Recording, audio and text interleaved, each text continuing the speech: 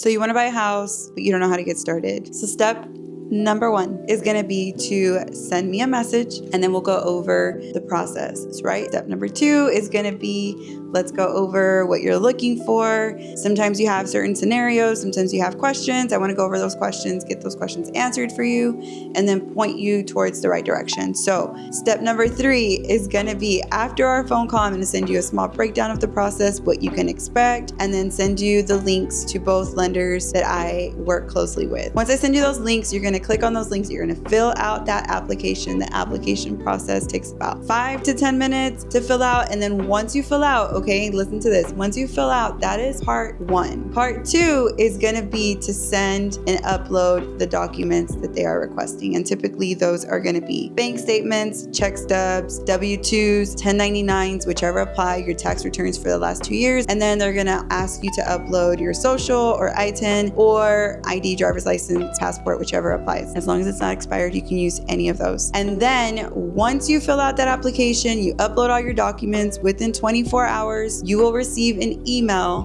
from the lender saying, hey, thank you for your application. Your application has been received. Thank you for uploading your documents. Please give us 24 hours to fully process your application. If there's any missing documents, they'll include that in the email. That way you can send that. Once they have everything, meaning your application's fully filled out, all your documents have been uploaded, there's no more questions or there's no gaps or anything like that, then they can fully process your application and let you know if you qualify for a loan. Then they'll tell you what type of loan you qualify for, what your down payment's gonna look like, your estimated interest rate, right? Because your interest rate isn't locked in until you go under contract. So that means that if today the interest rate is 6.5, but then 2 weeks later you find a house and the interest rate's dropped and they're at 6%, that means that you're gonna lock in at the 6% and not the 6.5%, right? You'll go through that with the lender, so we won't get into those details, but essentially that's what that means. And then they'll go over if you do or don't qualify for down payment assistance. There are several programs which I will make a video on,